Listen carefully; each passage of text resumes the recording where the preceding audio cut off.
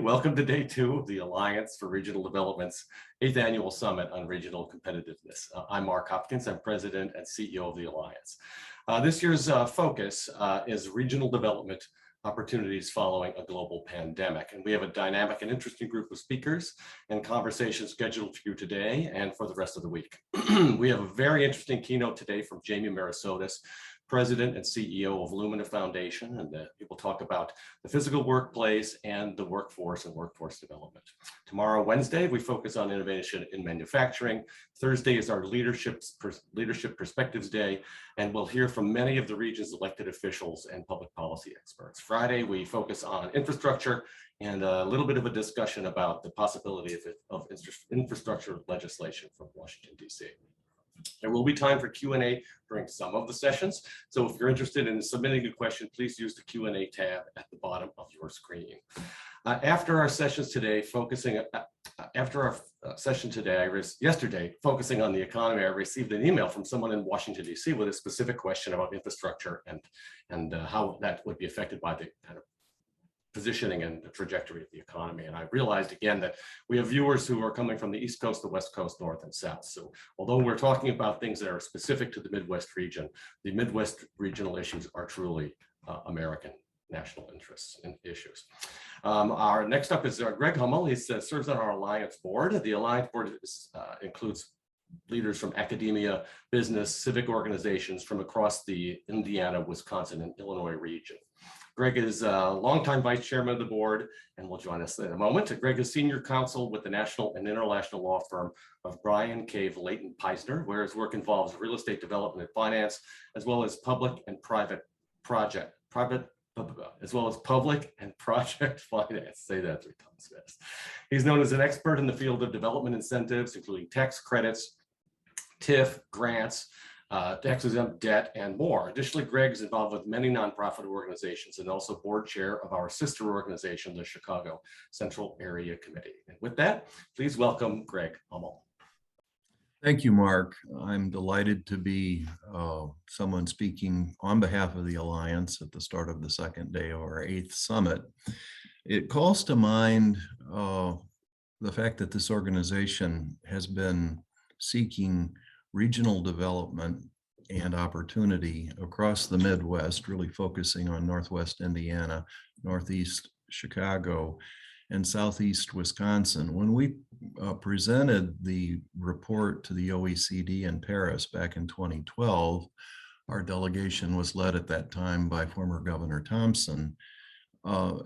Present in the room with us was someone who was active in the governance of Paris and its metropolitan area. And one of the things that struck that individual was that they had 8 units of government in a territory that had 10 or 12 million people, whereas we had many thousands units of government. So if there's an overriding theme in the life of the Alliance, is that we're going to try to bring cohesion and coherence to not only governance, but economic development across the region. And I think we're at a really interesting, albeit challenging time in the history of the Midwest. And I do think there's an opportunity for the Midwest to lead the country in many, many respects. We have so many wonderful resources.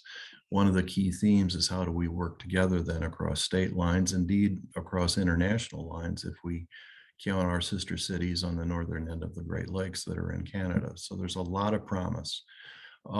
Today, we're going to be focusing on the workplace, and it's clearly a changed environment. Hybrid working. I'm speaking to you from a single family home in far, far northeastern Wisconsin.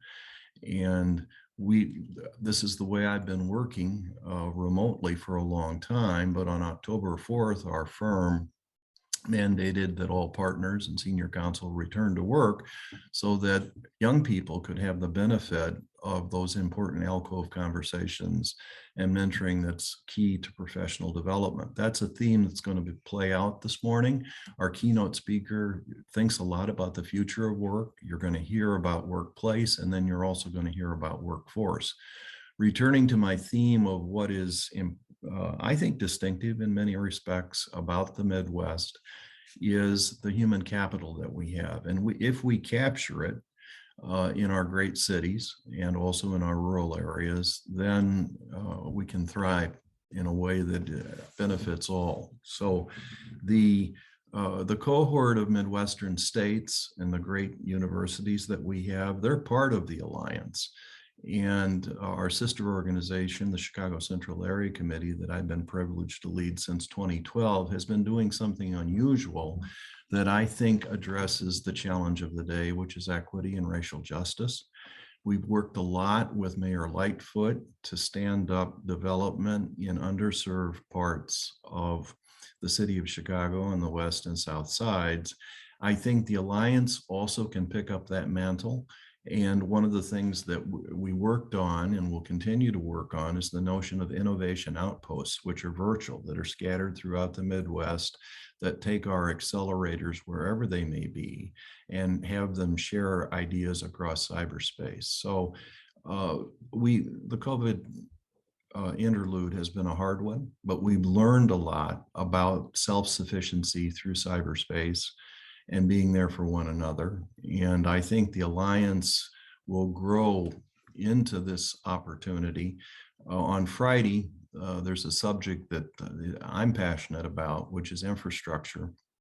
And the bill that is not yet law that passed the Senate 69-30, HR 3684, really does have a wonderful amount of new thinking in it.